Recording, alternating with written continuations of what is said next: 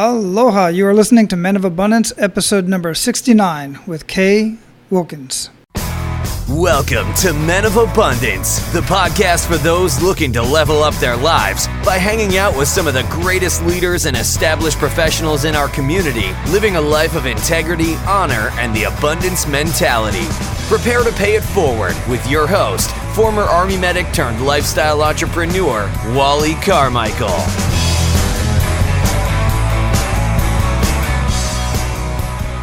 What's up, Men of Abundance? I am so excited to be back here, and I am glad you're here as well. By the way, why are you here?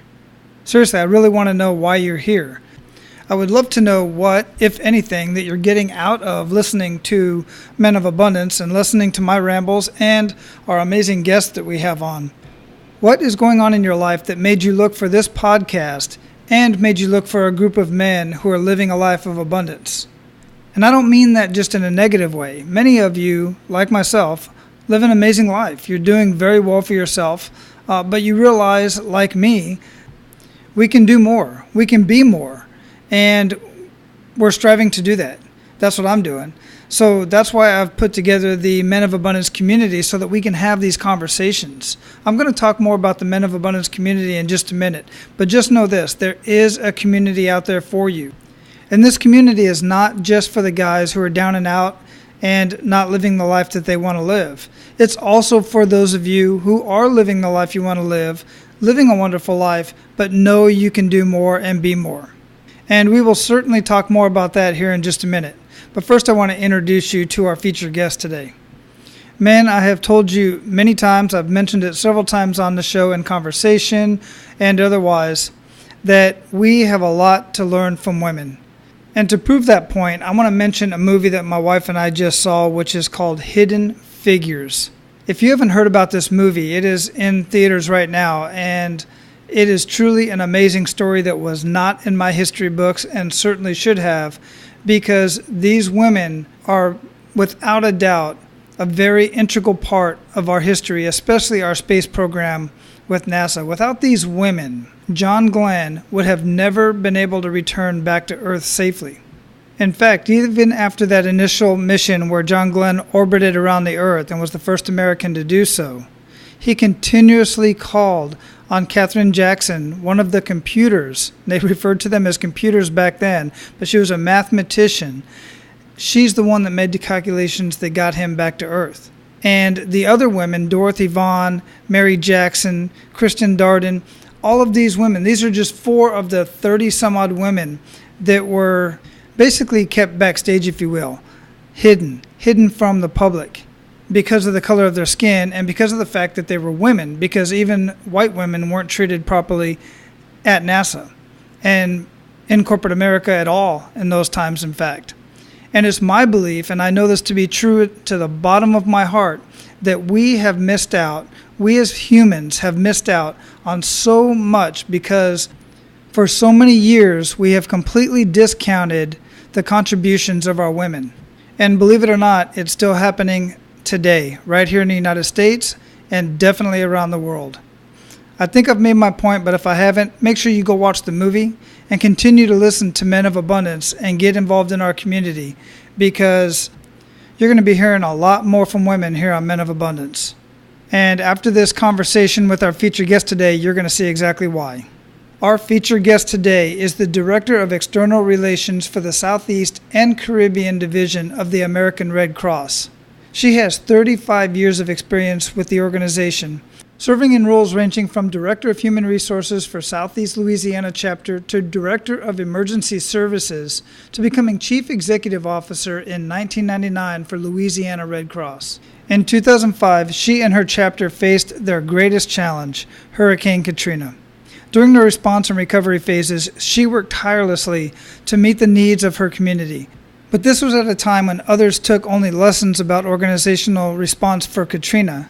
Our featured guest declared that her chapter would become a leader in community preparedness and resilience building. Her team went on to develop programs such as the Pillowcase Project and the Senior Preparedness Packs, which originated under Kay's direction and now have become nationwide models. In fact, Disney has adopted the Pillowcase Project and is now being taught to every state and territory in our country. Today, Kay and her team continue working tirelessly to help Louisiana and other states recover from natural disasters, taking lessons learned from the experiences in hurricanes like Katrina to develop plans for upcoming hurricane seasons. Men, it is truly my honor to introduce you to Kay Wilkins. Kay, welcome to Men of Abundance. I'm so glad to get you on the line. Well, thank you so much. It is great to get to spend some time with you today. Yeah, I don't know how often you do this kind of stuff and get on podcasts and venues like this, but a mutual friend of ours, Dave Sanderson, is just an amazing individual. And after our conversation, after we talked the second time, and the second time was when we had a conversation for the show for Men of Abundance, afterwards we got to talking, and he said, I'm coming to Hawaii, and I'm going to be meeting with one of the directors down there for the Red Cross, the American Red Cross. He said, but I have a question for you. He said, would it benefit you, or do you think that you'd like to have a conversation with Kay Wilkins, who is the CEO of the southern region of the American Red Cross? And I was like, are you kidding me right now? How amazing would that be? And now here you are. Here I am. So, well, Dave is very kind, and I will tell you that anyone you meet in the Red Cross, if you have the opportunity to spend some time with them, especially those who've been with the Red Cross through disasters, can give you an inside peek into what we do and why many of us have come to the Red Cross and stayed and never left, that's my story. Dave speaks very, very highly of the Red Cross. He says he's been personally touched by the services of the Red Cross 3 times in his life. And of course, for those of you who don't know who Dave Sanderson is, in case you have not listened to that episode yet, Dave was the last passenger to get off of the plane that landed in the Hudson. And he is an amazing individual besides that event. He's got so much going on in his life even before that event. But since then, obviously, he's, had the opportunity to talk about that and share that story with many people. He's written books about it and stuff. So I just wanted to make sure you knew who we were talking about in Dave Sanderson. Well, I tell you, he's a delight to speak with, and everyone who has a conversation with Dave walks away changed, because he's just got an energy about him that is very positive, and you can tell he's someone that you just would like to spend time with. He is, and like I was telling you before the show, when he called me out of the blue, I didn't even have his number on my phone, and he calls me and he says, "Hey, Wally, this is Dave Sanderson." I was like, who exactly? I had just recently been introduced to him and contacted him, and then when he contacted you, I was very impressed that he made the connection between you and I, and within it was less than a day later you contact me and say, "Hey, let's set this up," and that was less than a week ago. And so here you are. So, okay, before we get too much into the show, I like to start the show out basically the same way I pretty much start out every single morning, which is with an attitude of gratitude. What do you have to be grateful for today? Well, Wally, I just this week packed away all the holiday little decorations and such, and as I was putting away some of the ornaments that my kids made as they were growing up, I really today am very grateful for the time we had to spend together when they were growing up. We have 3 grown children. We have a grandchild. I'm watching that grandchild every year see the world of Christmas lights through her eyes. And so I'm very grateful for family. I think it's, we often think that family's going to be with us for a long time, so we put them at the end of the priority list. And so work comes before family. Other things will come before family, but the one thing I know is that our time with family is precious, and so I'm very grateful to have been able to have spent at least this last week totally devoted to our family as we celebrated our holiday traditions, but also celebrated each other. And then as I started work today, I'm grateful to be able to work for the American Red Cross. I'll begin my 36th year with the Red Cross this year, and I can't think of any other organization that would hold my heart and challenge me as much as the Red Cross has, but also give me the opportunity to be part of something greater. and the people I'm able to work with, both our staff and our volunteers and our donors, are just tremendous. They're the ones who give me the energy every day to get up and do what I do, because they're responding to people who've had disasters that have upended their lives, and without even a thought to themselves. So very grateful for both family and the organizations that I work with. Yeah, I can only imagine that is just extremely rewarding. But 36 years, I can't. Who works for one organization for 36 years anymore? Now, I will say I worked for the U.S. Armed Forces, for the Army, for 25 years, but it was kind of different. Even though I worked for the same organization, I moved every 3 to 4 years. So it's almost like I worked for somebody else every 3 to 4 years. But how do you do that? 36 years. Well, I will tell you first, thank you for your service, because one of the services that the Red Cross provides is, we're the communications link between members of the armed forces and their families at home. And so I appreciate and thank you for your service. How do I do it? I really, 36 years ago, started out just going to volunteer with the Red Cross for about 6 months. And in those 6 months of volunteering, I saw an opportunity to make a difference in the world. And so when I was offered a position there, I took the position and still had thoughts of maybe being a stay-at-home mom. But Red Cross just got literally into my blood. And every day is a different day within the Red Cross. Disasters occur, and I've been able to talk to people at some of the worst times in their lives, but also offer them a shoulder to lean on, or a hug, or even a hot cup of coffee if it's a fireman.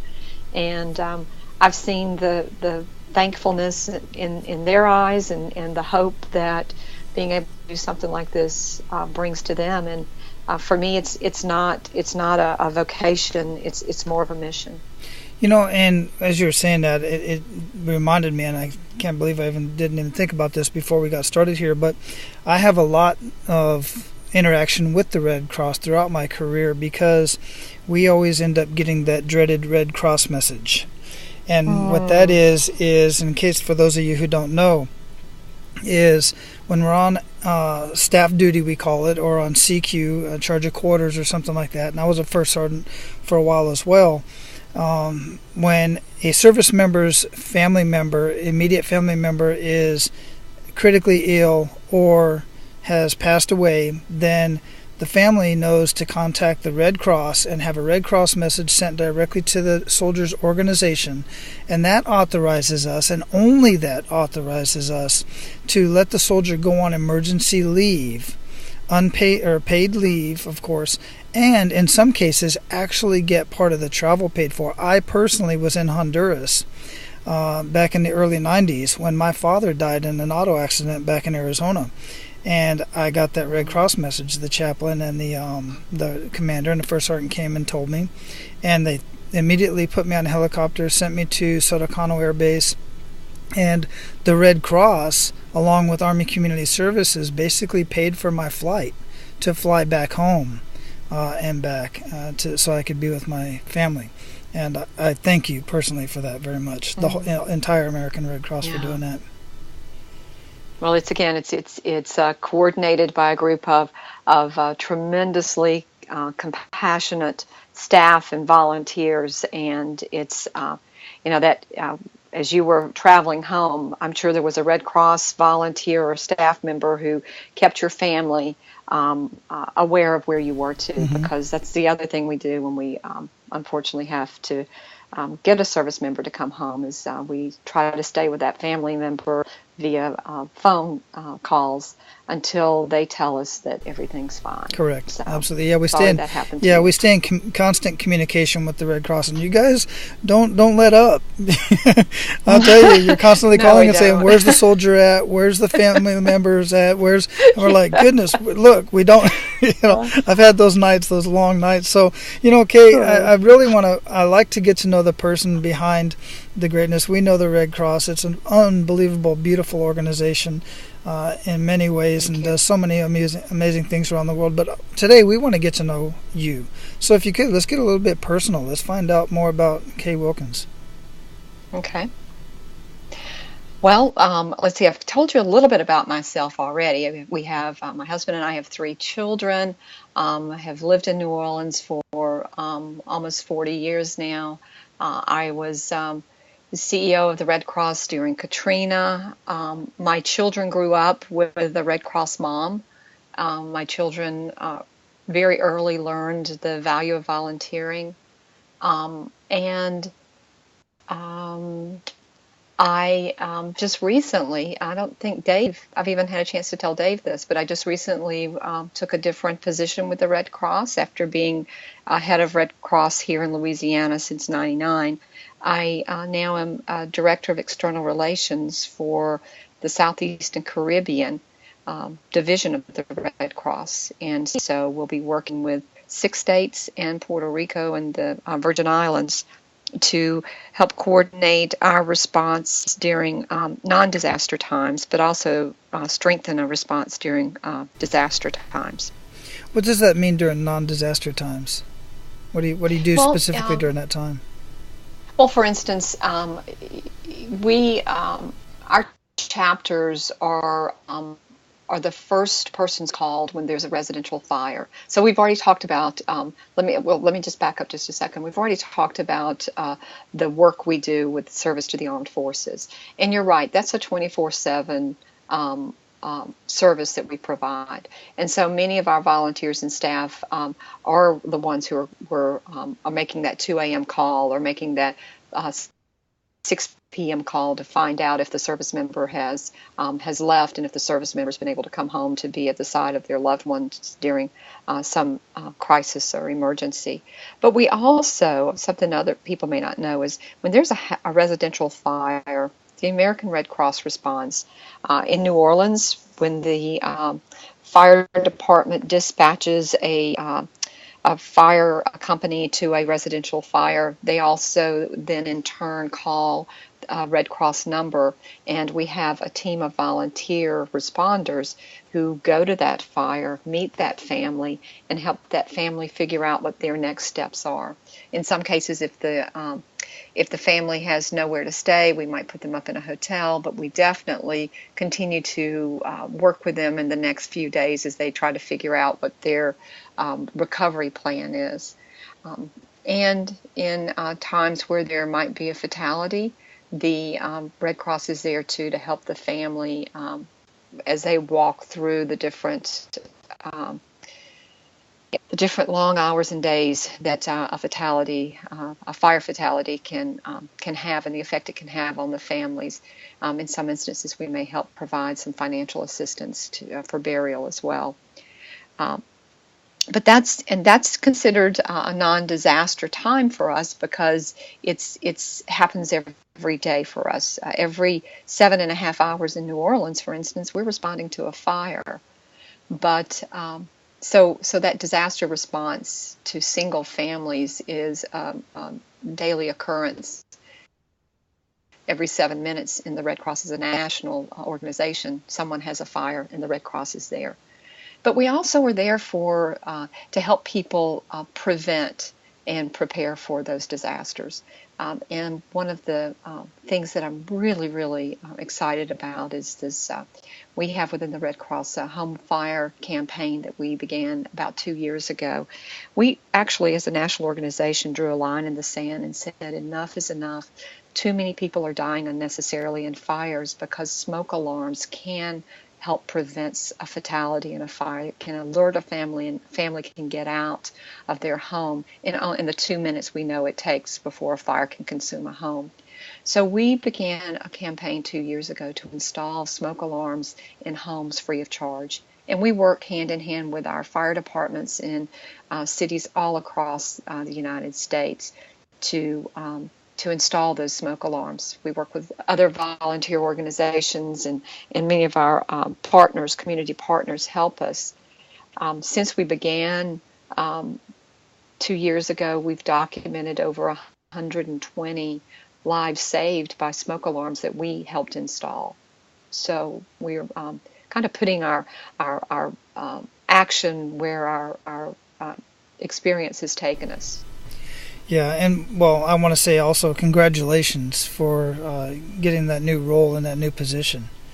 That's super exciting. Thank you. So, along with everything that you've done thus far, and goodness, I can imagine the kick in the gut moments, and just rather in your own life, but certainly that you've seen in other people's lives, because that's the business that you're in, and that can certainly be hard to recover from, even though it's not you all the time. But I would like to hear that personal kick in the gut moment that has kind of made you a little bit of who you are today. It's kind of interwoven with the Red Cross moment as well. Katrina truly changed not only the landscape in New Orleans, it changed the landscape in the lives of anyone who was here during that point in time. Not only New Orleans, but also the Gulf Coast and coast of Mississippi. But for me, my kick in the gut moment actually came 2 weeks before Katrina. My mother passed away from lung cancer 2 weeks before Katrina. My mom was relatively young, and her passing was a blow to many people, and certainly a blow to our family. And so I had just traveled back from Alabama, and where my mom and where my mom had lived and my father still was, the week before Katrina hit. So when Katrina hit, I found myself surrounded once again in chaos and noise, and I guess that's the best way to put it. And then training kicked in, and my faith kicked in. I can remember bringing our team together, having conversations about the preparations we had made prior to Katrina coming into the Gulf, and the plans that we had for moving out of the city of New Orleans because it wasn't safe to stay here. We moved about 30 miles north of the city as a group. We wound up opening shelters in the areas surrounding New Orleans, in 10 different parishes or counties. We call them parishes in Louisiana. And we sheltered about 2,700 people in our small chapter area, which was southeast Louisiana at the time, with a team of about 50 volunteers and staff. That 50 would dwindle to 39 in the days after Katrina, when the city was sitting under 6 feet of water, and we were not able to return home. Our chapter building itself sustained major damage with 6 feet of water, and mold and mildew up to the second floor, beyond the second floor of our building. So after finding a place for our staff to stay, I guess my kick in the gut moment was the realization that I had to be present for my staff. My family was taken care of. My husband and my son, who was at home at the time, had relocated prior to Katrina coming on shore. And while my home was relatively spared, 80% of our staff lost their homes, and 3 of our staff members lost their mothers. So I was faced once again with the stark reality of a world turned upside down when you least expected it. So that was my kick in the gut moment. And this is where my faith stepped in. I mean, I remember every morning before I would, when I would finally get to sleep, I usually would get about a couple of hours sleep on a cot in a medical, in a room that became a medical clinic by day, but was a place where I slept at night. It was a shelter. And I can remember in the first waking moments, having a conversation with God and saying, and my prayer every day was, Lord, give me the words I need to speak today. And then my next comment was, and request was, and then please shut me up when I need to be shut up. And so there were times when he would do both, sometimes in the same meeting. So, but he also showed me what grace and mercy and the strength of people under incredible odds, how that strength can be used and funneled into a positive way. Yeah, that is truly amazing how people can do that and have done that so many times, as we've seen. And I need that prayer that you use to say the right thing and to know when to shut up. I certainly need that one for sure. Well, I'll tell you, as you're talking about that, I'm out here on the island of Oahu in Hawaii, and while it is a beautiful place to live, every time we have the hurricane season's coming around and a tsunami warning, there's an earthquake in Japan or somewhere, one of the other islands, and we have a tsunami warning. I work in a medical center. I work in the operations of a medical center, and I work with some amazing people as well. And two unsung heroes that we have out here are our emergency managers. And I thought of them when you were talking about the training, because they're constantly putting us through some sort of training. We have the RIMPAC, the Pacific Rim, one of the biggest peacetime military operations in the world is done out here, and they do so much preparation for that, for hurricanes. And the two guys I wanted to mention was Tom Bookman, who's at Region Medical Command, and Joe Chestnut, that I work with directly. And these guys just are amazing with their planning and all of the things that you just don't think about in times. Everything from having a generator at the house to, of course, all the food and everything. But then strategically, statewide, and this state is made up of 7 islands. So, and 3 of them are very largely populated. But they coordinate with all the hospitals, and they coordinate how much blood is available, how many beds are available, what the transportation looks like. What will the transportation look like? Because we've only got 3 roads on this island, H1, H2, and H3. And if H1's down, the whole island shuts down. So we're kind of sitting ducks out here. But they do amazing at making us feel as safe as we possibly can. And it's that training that really creates that muscle memory, because when the world, as you know, it is turned upside down, and I'm speaking to the choir here because you know this, having seen it in a way that I will never see from your years in the service, but when your world is turned upside down, if you've been properly trained, that training kicks in, and while you may think you go on autopilot, you actually are going into a survival mode that will help you. And that's what I saw during Katrina with our team, and I've seen it time and time again since that in the other disasters that I've helped Red Cross respond to. Agreed, absolutely. That training is extremely important. So I want to shift gears a little bit, and we got a little bit into a sad moment there, and so much to learn from that for sure, without a doubt. And we always want to recognize that those moments do exist. I was just having this thought this morning on the way in, and about, specifically, it's a little bit different, but about the word failure. And I just don't like that word, because I believe everything is a learning experience, and an experience for ourselves to grow as people, individuals, communities, and as a state, and as an organization. But now I'd like to shift into a good news story. Something that just really stuck with you, and I'm sure there's many, probably just as many of those disastrous stories as you have good news stories. I'd like to hear one of those. Certainly, and it actually, about a year after Katrina, I was helping our emergency manager present a hurricane preparedness at a conference. And from there we went to a local neighborhood meeting, and actually started talking about the plans for hurricane season. Now this was in 2006, a year after Katrina, and the levees still were not built to where they needed to be. Many of our buildings had crumbled, and the credibility of those that were standing were in question.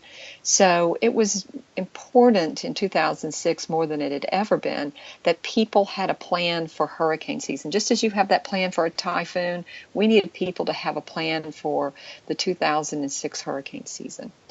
And I can remember being at that meeting and watching the faces of the people, the adults in the room, just turn inward, and you could tell it's almost like a zombie was looking at you when we started talking about the next hurricane, because it had taken everything these families had and these adults had to just keep putting one foot in front of the other and try and pick up the pieces and rebuild. At the same time, I looked around, and that attitude was, I could see it reflected in the eyes of their children. So I went back to this, again, had an amazing group of people that had come together after Katrina, because we were, and I still am, eternally grateful to everyone who came in to help after Katrina and offered us their skills. And I had some really, really great child art therapists who were working with us. And I said to them, I can throw up, I can bring a backpack filled with things that you should put together for a supply kit, but it's just, it's falling on just ears that are not in tune to listen. And I just don't know what to do. And so we did a lot of brainstorming, and the conversation kept coming back to the children. And so I remembered a story from about 3 months after Katrina, when I'd run into a former employee who had left in June before Katrina came in August and had moved to Houston, and who was tapped by the Red Cross to receive some of the first buses who came to the arena at the Astrodome after Katrina. And I was talking to her, and she was telling me her story, and I realized then that the people who had left and the children who had left had gone through some real traumatic times. And so I married that with an experience I had at Christmas time, where I listened to the admissions director for my a local university that we had worked with to help with evacuations, talk about the fact that her college kids had put their belongings into pillowcases. And as we were sitting in the room, I was relating both stories to our team of community recovery specialists, we called them, and we came up with an idea of creating a pillowcase that would have on it everything someone should put into a disaster supply kit to be ready for hurricanes. And it could become the receptacle of the flashlight, of the food, of the cards that you want to play, games that you want to put in there, mementos, important papers.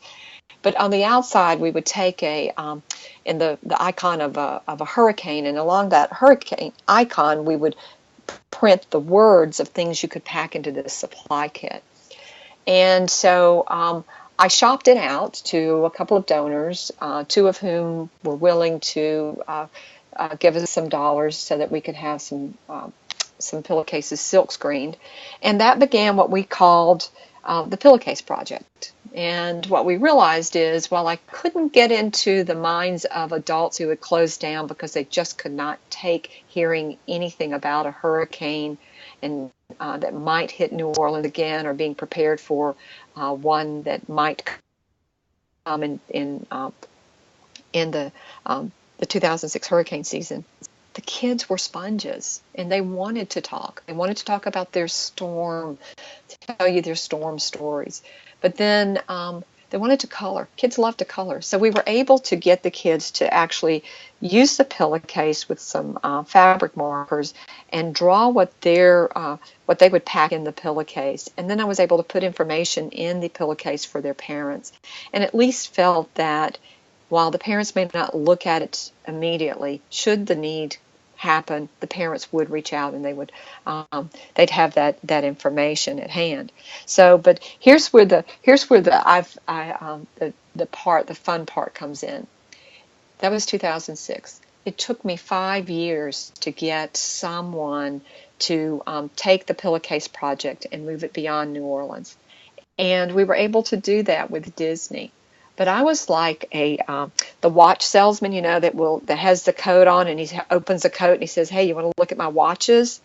Well, anywhere I went, I always had a pillowcase sticking out of my bag. A backpack was my purse of choice during those days. So there was always a pillowcase in my backpack, and I've given pillowcase to congressmen. I've given the pillowcase to dignitaries. I've given the pillowcase to visiting other country, Red Cross and Red Crescent countrymen and peers.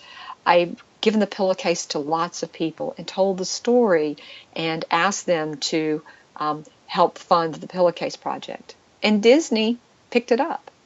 And today, if you go into any state in our country, you will, and ask about a pillowcase project, you will hear about the pillowcases and presentations that are occurring to 3rd, 4th, and 5th graders all up and down the United States, because someone had the vision to take it further than just New Orleans.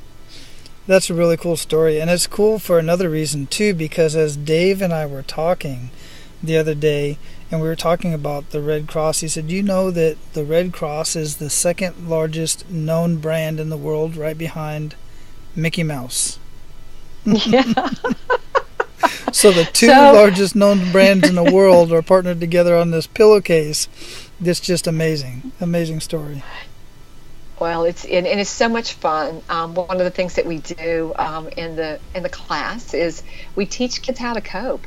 And you think about it. Think about how what's your coping strategy, and you've been able to hone it through the years, and it's matured as you've matured.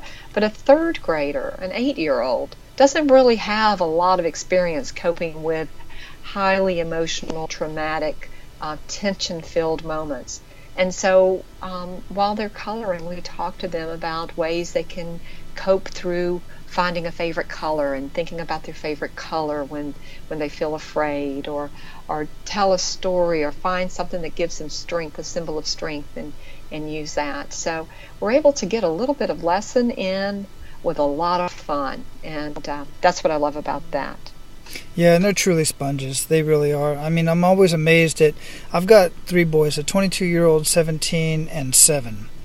And we'll be driving in the car, for instance, or sitting around the living room, and my wife and I will be talking. But a specific instance I just thought about a couple of days ago was we're driving in the car. My wife and I are in the front talking, of course, and my son is in the back. I think he was on his iPad or something.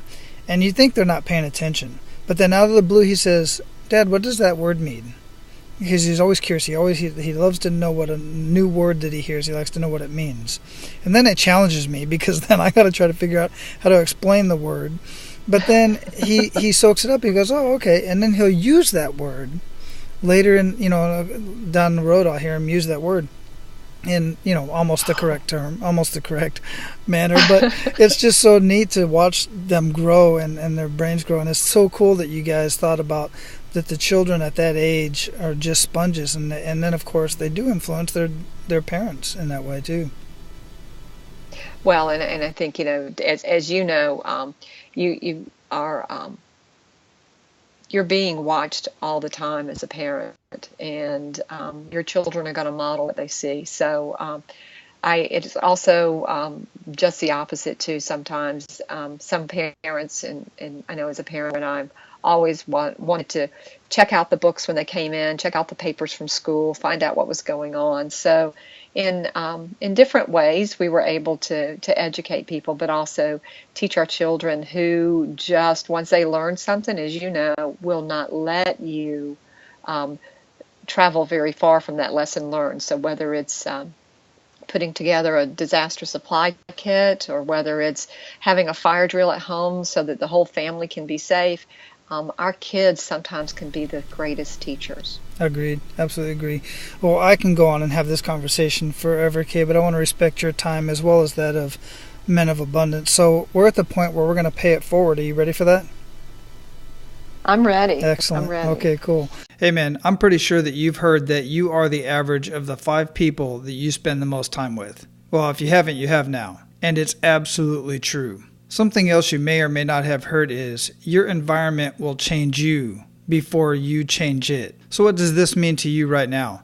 Well, you're either here listening to this podcast because either you are looking for change in your life or you're looking for a way to create an environment to change somebody else's life. And while one person, one man, can have an influence on others, a group of like-minded men headed in the same direction can certainly influence others on a much larger scale. And that's exactly why I've created and building this Men of Abundance community for men like you who are looking to change your environment and upgrade your five. Now let me clarify that. I'm not saying that the men in our community are any better than the men you're currently hanging around with. They just have a different mindset. And if the people that you're hanging around with right now are not moving in the direction that you want to go with your life, then it is important for you to get around people who are.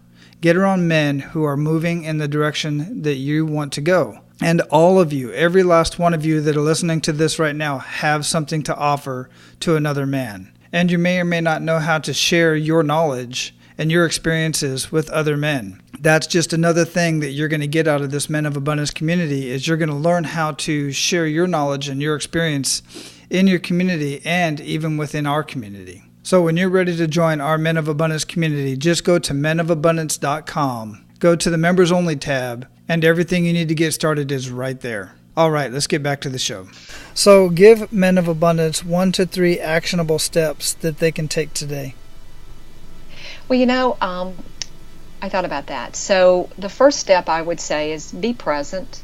Put down that cell phone. Put away thoughts of what you have to do tomorrow, but be present. Be present with your the people you work with.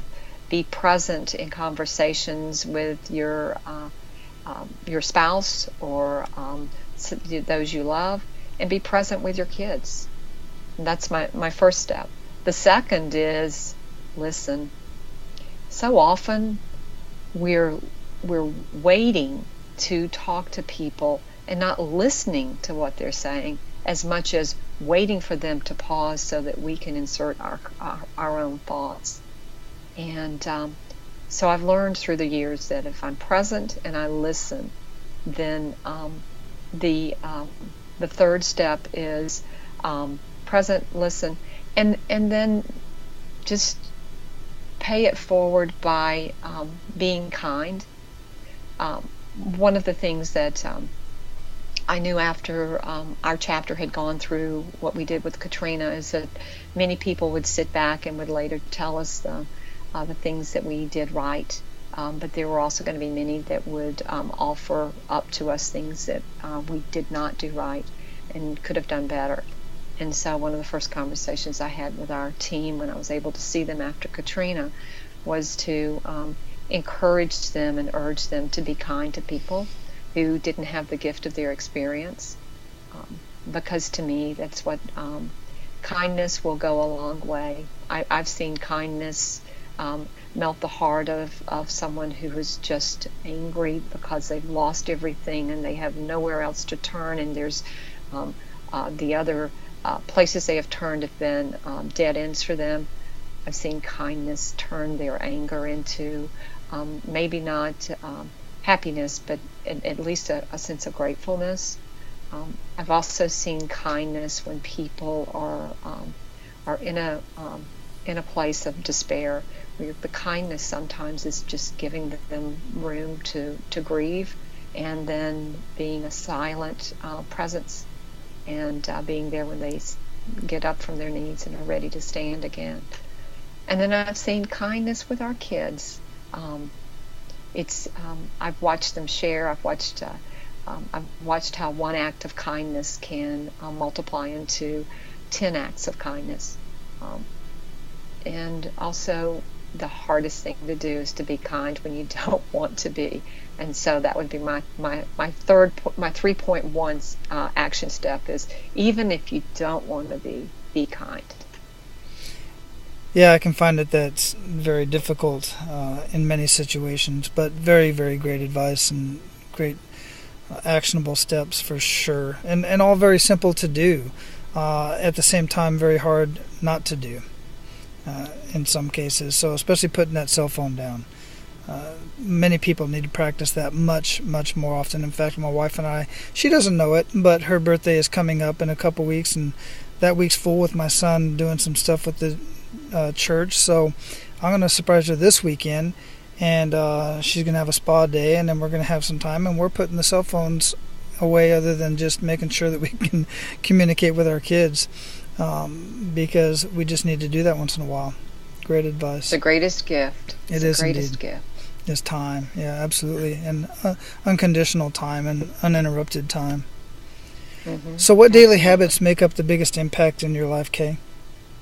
I exercise, and I get up every morning at 5 a.m. and I exercise with a group of men and women that I've been exercising with for years.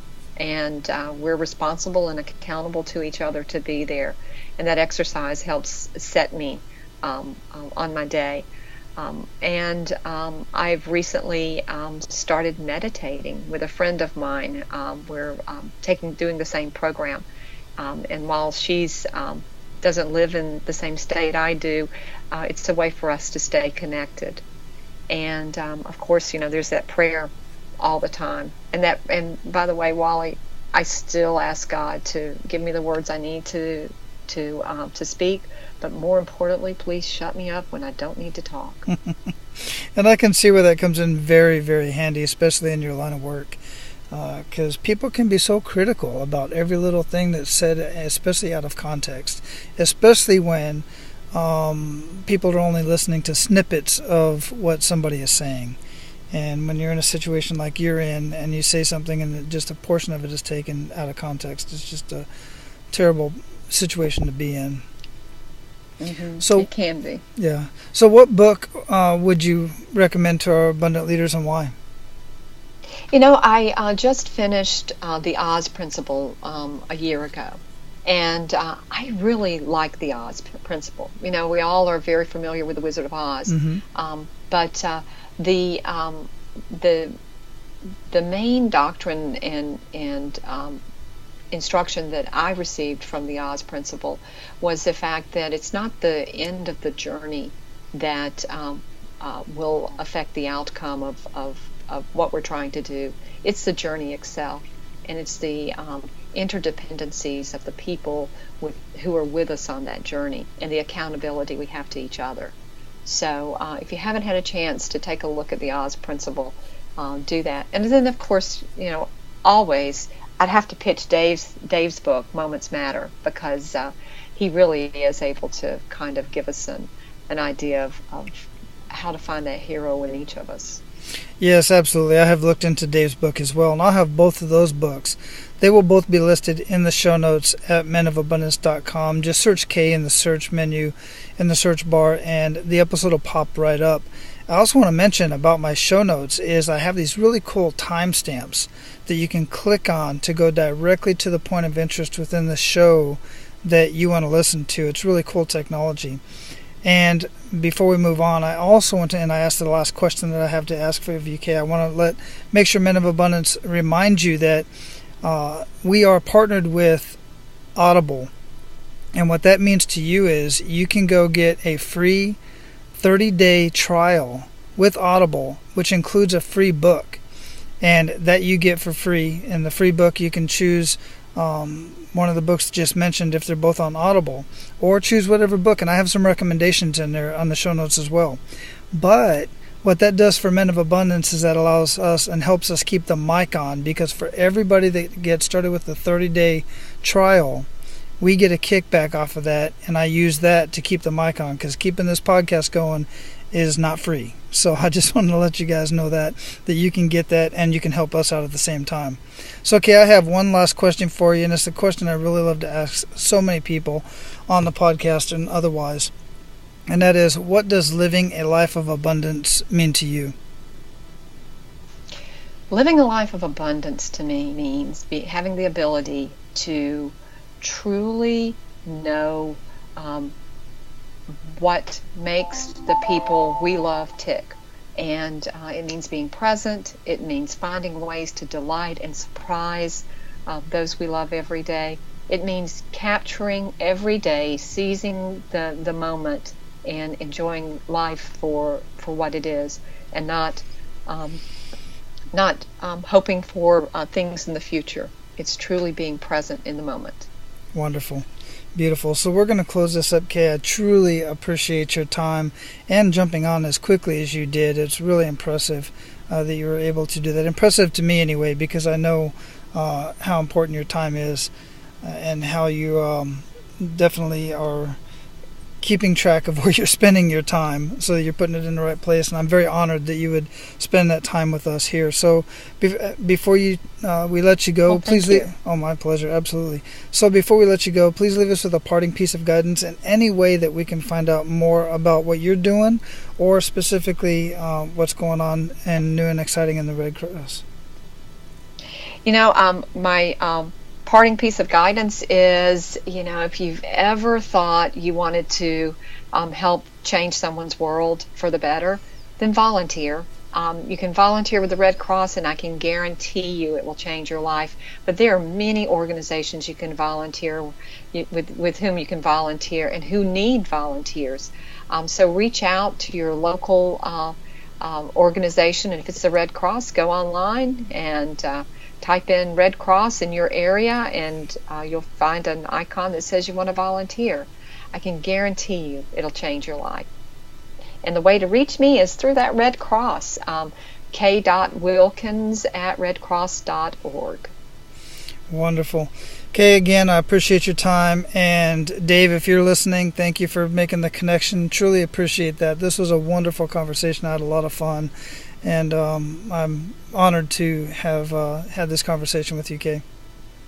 Well, Wally, thank you for what you do, and I appreciate the fact too that there are women listeners to Men of Abundance, and just know that you've added one here in New Orleans as well. So thank you again for what you do. Awesome. Thank you very much. Have a good day. Bye-bye. Bye. All right, men, that's all I got for you today. Thanks for sticking around to the very end. And ladies, I know you're still listening too. I want to thank you personally for sticking around and listening to the end of the show, but more importantly, just sticking around to put up with all of us knuckleheads. Some of us certainly are slow learners, and the rest of us may never learn at all. But either way, be patient with us, and just know we truly do mean well. We definitely want to be there for you and support you in everything that you do. If you like what you're hearing here, I would love for you to go to iTunes, leave a rating and review, and tell us what you think about the show. And man, make sure you go check out our community at menofabundance.com. Just click on the Members Only tab, and I'll give you access. Now go out and live your life of abundance, and make sure to pay it forward. That's all for today, Abundance Leaders. For more about our guests and the powerful information we shared with you today, be sure to sign up for our mailing list at menofabundance.com. We appreciate your time and look forward to hanging out with you on our next episode. So until then, be sure to pay it forward and live your life of abundance.